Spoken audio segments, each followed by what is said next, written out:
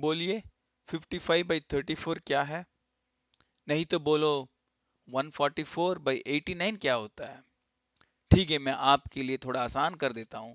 बोलिए 21/13 क्या है? आश्चर्य की बात यह है कि ये तीनों एक ही नंबर है, 1.62। ये कैसे? ये आता है फिबोनाकी सीक्वेंस से।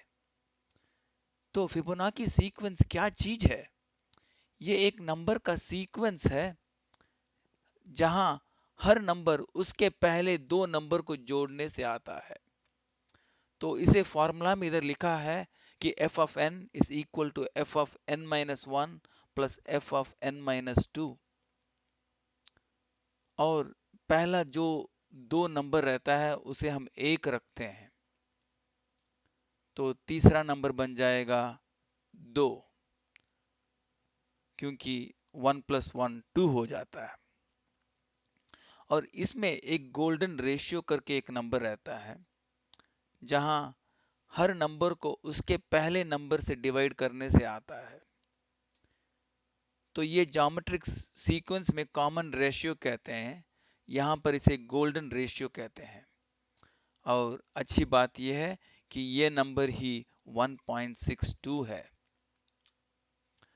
तो इधर देखो, एक टेबल है, इसमें पहला कॉलम में मैंने फिबोनाकी सीक्वेंस का टर्म नंबर डाला है, first term, second term, third term करके 20 टर्म्स है इधर। और उसका पहला नंबर का वैल्यू है 1, दूसरा का नंबर है 1, क्योंकि हमारा कंडीशन में इधर लिखा था कि f ऑफ 1 और f of 2 is equal to 1। अभी f ऑफ 3 है, उसको 1 एंड 2 को ऐड करना चाहिए। 1 एंड 2 मतलब first term and second term, तो बन गया 2।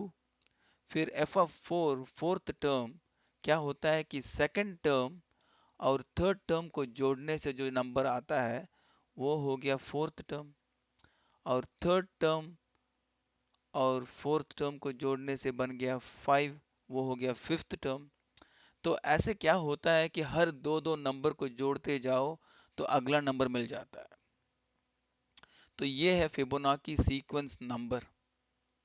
अभी देखते हैं गोल्डन रेशियो।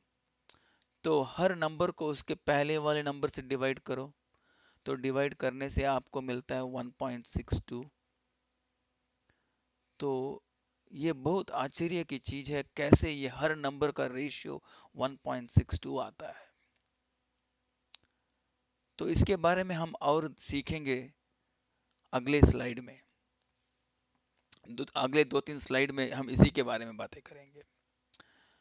और ये गोल्डन रेशियो को स्क्वायर कर सकते हैं, तो हो गया 2.62। तो अभी जो ये रेशियो लेते हैं, हर नंबर के बीच में एक छोड़ छोड़ के रेशियो निकालोगे तो उसका जो रेशियो है वो हो गया 2.62। अभी 3 छोड़ के करोगे तो हो जाएगा 4.24। तो ये फिबोनाची सीक्वेंस यूरोप में आया था, परंतु इसमें अच्छी बात यह है कि ये पहले इंडिया में आया। तो इंडिया में 200 बीसी में हमने इसको म्यूजिक और मैथ्स में बहुत अप्लाई किया था। उसके बाद ये वेस्टर्न वर्ल्ड में फिबोनाची ने और बहुत सारे एप्लीकेशन में अप्लाई किया है, मेडिकल इंडस्ट्री में, फाइनेंशियल इंडस्ट्री में। तो चलो आगे चलते हैं। तो इधर हम देखते हैं कि फिबोनाची सीक्वेंस और खरगोश रैबिट में बहुत ताल्लुक है। तो देखते हैं इस पिक्चर में, जहां पर खरगोश का पिक्चर है, पहले एक छोटा सा खरगोश रहता है, दो एक जोड़ी है। एक महीने में वो बड़ा हो जाता है। फिर तीसरे महीने में क्या करता है कि वो एक बच्चा देता है। तो इधर है एक बच्चा और माता पिता इधर हैं तीसरे महीने में। तो तीसरे महीने में देखोगे तो हमारे पास दो जोड़ी बन गए। फिर चौथा महीने में ये बच्चा है जो बड़ा बन जाता है, और ये पहले वाले जो माता पिता हैं वो और एक बच्चा दे देते हैं। फिर इधर माता पिता तो इधर है ही, तो चौथे महीने में 3 जोड़ी, फिर पांचवें महीने में 5, 6 महीने में 8, ऐसे जोड़ी बनते जाता है। तो ये फिबोनाची सीक्वेंस इस जोड़ी में से निकलता है। इसमें मैथमेटिशियन ने बहुत सारा असम्पशन किया है। उन्होंने ये असम्पशन किया है कि उधर केवल दो ही जोड़ी है, एक ही जोड़ी है स्टार्टिंग में, फिर हर एक महीना होता है उनको बड़ा बनने में, फिर हर महीना वो एक जोड़ी पैदा होता है, और ये हमेशा के लिए जाता है।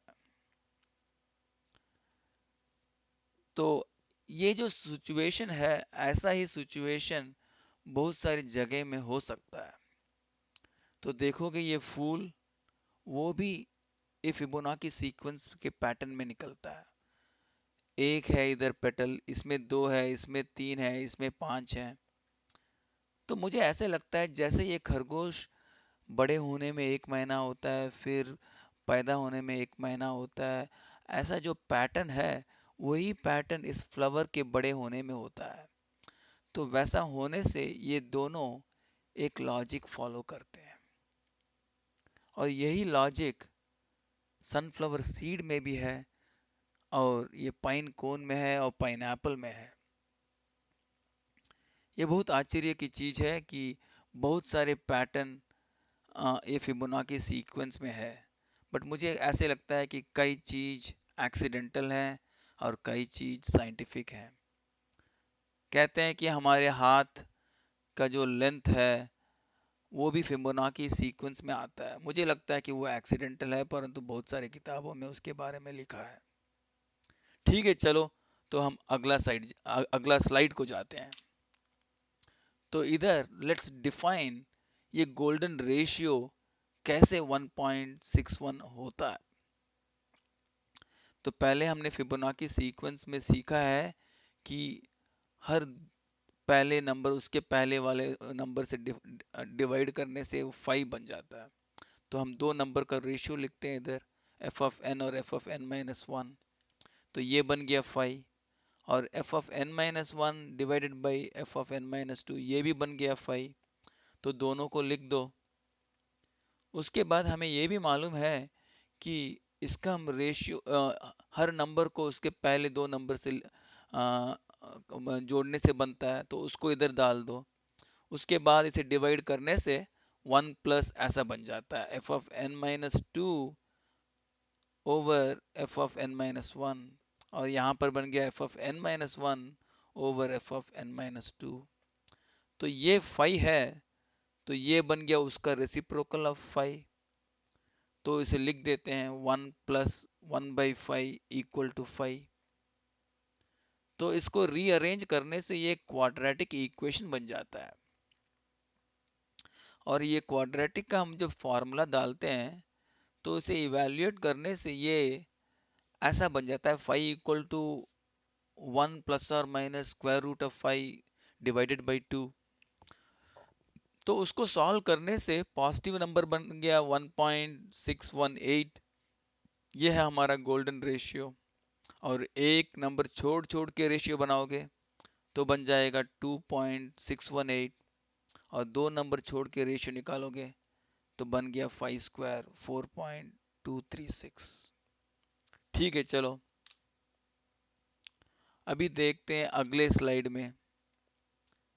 क्या पहला और दूसरा नंबर हमेशा 1 होना चाहिए? क्या हम और कोई भी नंबर भी लिख सकते हैं क्या उसमें, 5, 6, 2? तो फिर कैसा रहेगा? ऐसे सिचुएशन में मैं कहता हूं हमेशा नंबर मत डालिए, कुछ वेरिएबल डालो। तो हम बोलते हैं पहला वेरिएबल है ए, दूसरा वेरिएबल है बी। तो अभी हमें सीक्वेंस बनाएंगे। तो देखो ये सीक्वेंस बन गया। तो पहला टर्म है ए, दूसरा टर्म है बी। तो इन दोनों को जोड़ोगे, तीसरा टर्म बन गया ए प्लस बी। फिर फोर्थ टर्म बन गया ए प्लस टू बी। फिर बन गया 2a प्लस टू बी। तो इसे एनालाइज करने के लिए और कुछ तरीका है क्या? तो मैंने सोचा क्यों नहीं इसको दो भाग में लिख देते हैं, part one and part two. Part one में केवल ए के बारे में देखेंगे और पार्ट टू में केवल बी के बारे में। तो वैसा हम एनालाइज करेंगे तो ऐसा रहेगा। पार्ट वन केवल ए और पार्ट टू केवल बी, और जहां पर फर्स्ट टर्म में ए डाल दिया, सेकंड टर्म में बी डाल दिया, तो यहाँ कुछ नहीं है तो जीरो है, तो ए प्लस जीरो बन गया 1a, फिर यहाँ जीरो प्लस ए बन गया 1a, फिर इन दोनों को जोड़ा तो बन गया 2, इन दोनों को वापस जोड़ा तो बन गया 3a। तो ऐसे बनते जा रहा है। तो बी में भी वैसे ही कर लेते हैं, तो इन दोनों को जोड़ा तो 1b, फिर इन दोनों को 2b, फिर इन दोनों को 3b।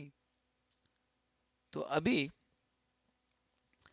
ये a और b तो हर टर्म में है, तो क्यों नहीं इसको कॉमन बाहर निकाल देते हैं। तो अभी a से कॉमन निकाल दो, पार्ट वन से a को कॉमन, और पार्ट टू से निकाल दो b को कॉमन आउट, तो देखो क्या बनता है।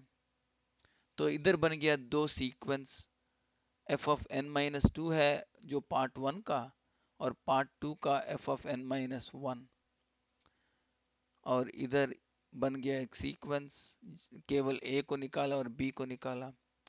तो ध्यान से देखो, ये भी फिबोनाची सीक्वेंस ही है, 1 1 2 3 5 वैसे, और इधर है 1 1 2, परंतु पहला वाला टर्म दो टर्म से पीछे है, और पहला सेकंड टर्म जो ब्लू कलर में है वो एक टर्म से पीछे है, तो इसे कहते हैं delay by 2 and delay by 1। तो पहला जो सीक्वेंस हम बना रहे हैं वो दो फिबोनाची सीक्वेंस को ऐड करने से बन जाता है। तो ये तीसरा एक टेबल मैंने बनाई है, और एक टेबल मैंने बनाया है एफ ऑफ एन, जो ये हमने पहले किया था। तो आपको दिखाने के लिए मैंने ये डाला है, एफ ऑफ एन को डिलो कर एक टर्म से डिले करते हो तो F of N minus one, दो टर्म से डिले करते हो तो F of N minus two बन गया। तो इसे देखोगे तो ये न्यू सीक्वेंस जो है a times F of N minus two plus b times F of N minus one, तो इसे कहते हैं कि द न्यू सीक्वेंस में वेट होता है और डिले होता है। तो वेट मतलब कितना इंपॉर्टेंस या मल्टीप्लिकेशन, और डिले मतलब कितना टर्म पीछे गया। तो ये दोनों को एक साथ कर दिया तो तो हमें बन गया एक नया सीक्वेंस। तो ये फिबोनाची सीक्वेंस कोई भी दो नंबर को लेके भी स्टार्ट करोगे तो एक सीक्वेंस बन जाता है, वो इंटरनली वो फिबोनाची सीक्वेंस को जोड़ने से ही बनता है। तो ये फिबोनाची सीक्वेंस बहुत ही अच्छा चीज है, और ये मेडिकल इंडस्ट्री में, फाइनेंशियल इंडस्ट्री में, बहुत सारी जगह में इसका एप्लीकेशन है। तो ज़रूर इसके बारे में ध्यान दो, और आपको ये ज़रूर अच्छा लगेगा। वापिस और कोई वीडियो में मिलेंगे। धन्यवाद।